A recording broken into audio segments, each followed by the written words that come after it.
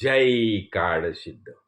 हम देखते हैं ये त्रिदेव जो है, त्रिदेव देव है, ये संपूर्ण विश्व के कल्याण के लिए, संपूर्ण विश्व खासकर विश्व में ये नरदेह जो निर्माण हो गया है, तो उसे आत्मज्ञान प्राप्त होना ही चाहिए। और इतना नहीं, उसका खुद का ज्ञान प्राप्त होने के बाद वह उसे मुक्ति का एहसास होना चाहिए।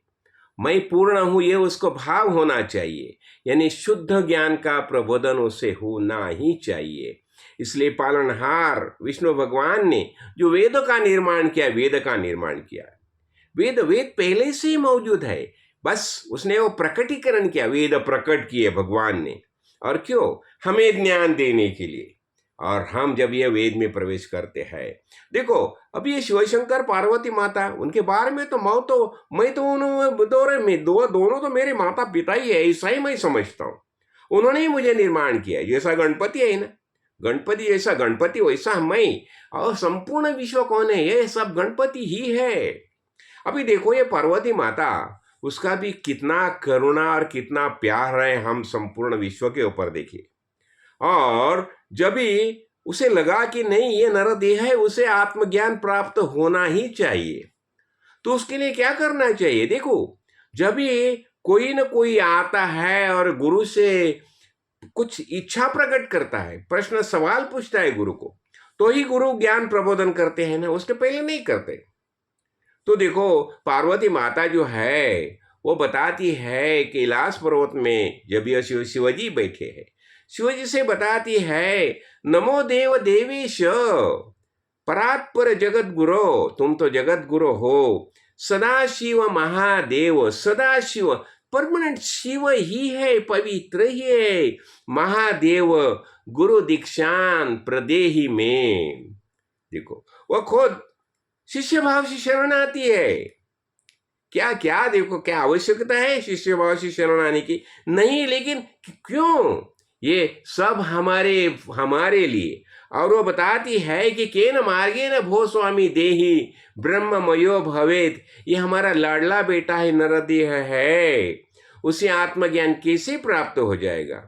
और ये भी जब भी देखो क्या करती है, पहले शिष्य भाव से शिवशंकर को शरण आती है, और शिष्य भाव से जब भी शिवशंकर को शरण आती है तो शिवजी क्या करते हैं? पूरा गुरु गीता का बोध देते हैं, गुरु गीता का प्रबोधन करते हैं।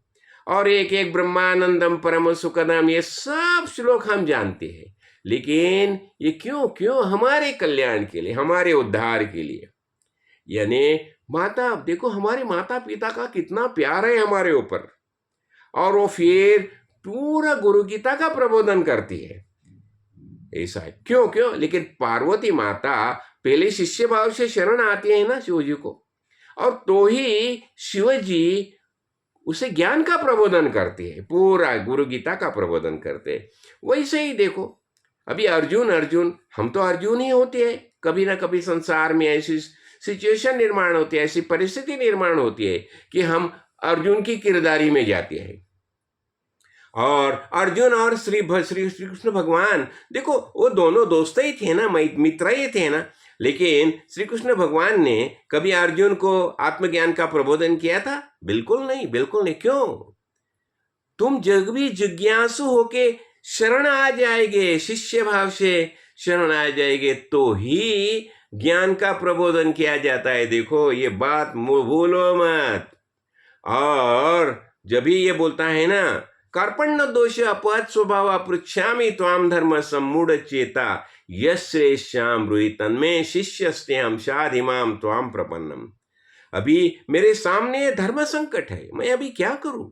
युद्ध तो सामने खड़ा है, सब रेडी है युद्ध के लिए, और ऐसी अवस्था में मेरा क्या कर्तव्य होता है?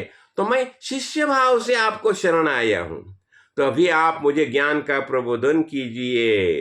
देखो तो ही श्री कृष्ण भगवान अर्जुन को गीता का प्रबोधन करते हैं, भगवत गीता का प्रबोधन करती है। और ये भगवत गीता सब हमारे के लिए, हमारे लिए होती है, ऐसा ही होता है।